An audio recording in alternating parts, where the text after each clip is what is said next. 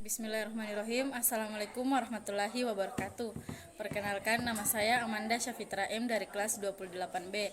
Nah, pada video kali ini saya akan membahas mengenai desain awal proposal penelitian atau dengan kata lain yaitu penggalian masalah.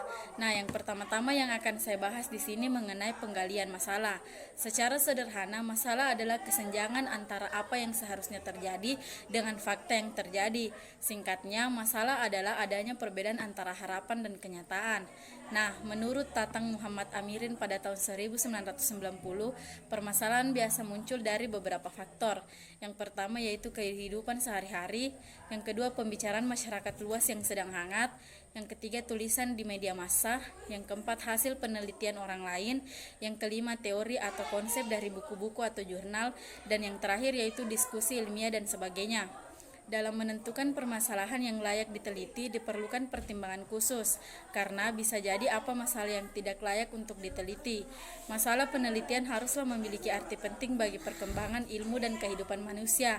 Secara operasional, masalah yang diangkat tersebut juga bisa diteliti. Nah, menurut Suharni Arikunto pada tahun 2006 menjelaskan ada 4 hal yang harus dipertimbangkan dalam menentukan masalah penelitian.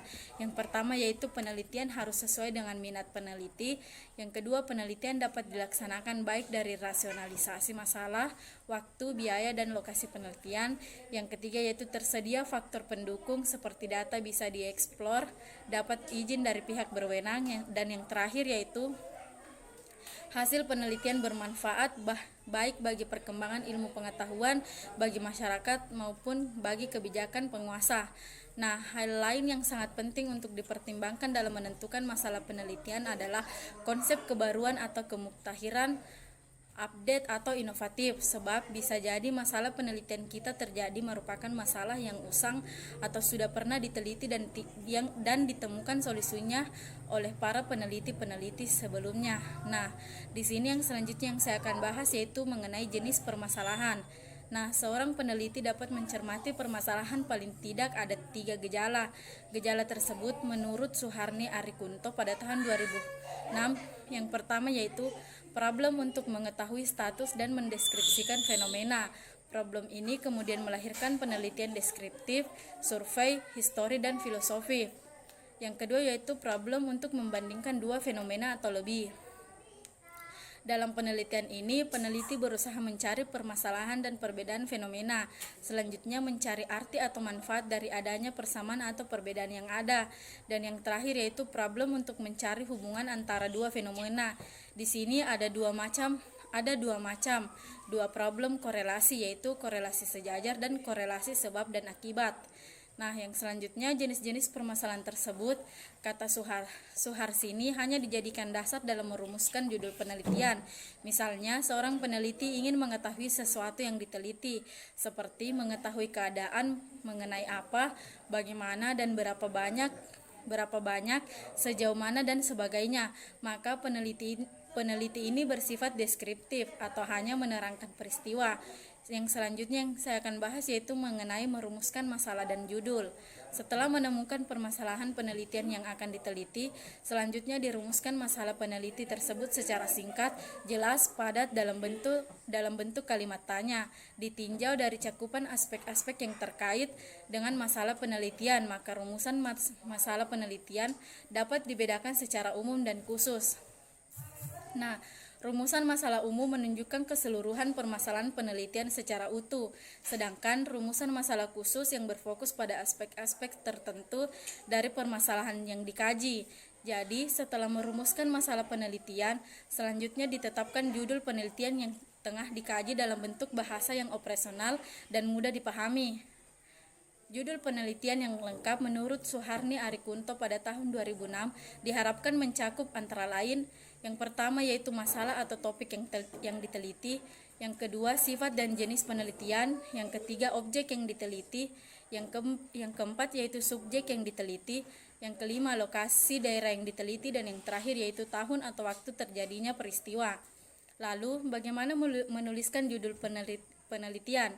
Menurut Tatang Muhammad Amirin pada tahun 1990 memberikan pedoman untuk dapat menuliskan judul penelitian dengan baik, antara lain yang pertama, topik penelitian harus mencantumkan dalam judul. Yang kedua, judul penelitian harus jelas dan mudah dipahami. Yang ketiga, judul penelitian tidak perlu puitis. Yang keempat, judul ditulis singkat dan dalam kalimat berita dalam satu kalimat. Yang selanjutnya, judul ditulis secara logis, hindari menggunakan kata singkatan. Yang selanjutnya, gunakan bahasa Indonesia yang baik dan benar. Nah, yang selanjutnya yang akan saya bahas yaitu menguraikan permasalahan. Hal yang cukup sulit mengawali dalam penulisan proposal adalah menulis latar belakang masalah. Dalam bab ini, latar belakang memuat alasan penting dan pemilihan masalah penelitian. Nah, adapun isi dalam latar belakang antara lain, yang pertama yaitu mengemukakan masalah-masalah atau gejala-gejala masalah yang berkaitan dengan variabel di dalam judul, yang diawali dengan masalah-masalah variabel terkait, lalu diikuti dengan masalah variabel bebas. Nah, yang selanjutnya itu masalah-masalah dikemukakan boleh didukung oleh dokumen perusahaan, dokumen media massa, hasil pengamatan, dan sangat baik jika didukung oleh referensi dari buku, jurnal, skripsi, tesis, atau disertai dengan secara teknis. Langkah-langkah menyusun latar belakang adalah sebagai berikut.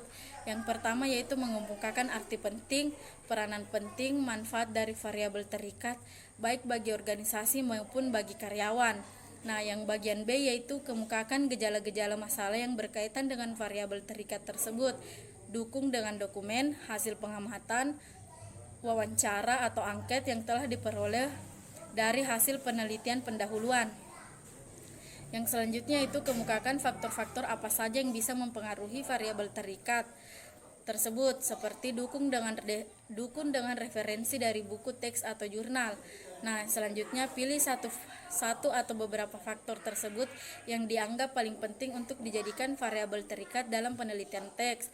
Nah, yang terakhir yaitu kemukakan gejala-gejala masalah dari setiap faktor yang dipilih tersebut.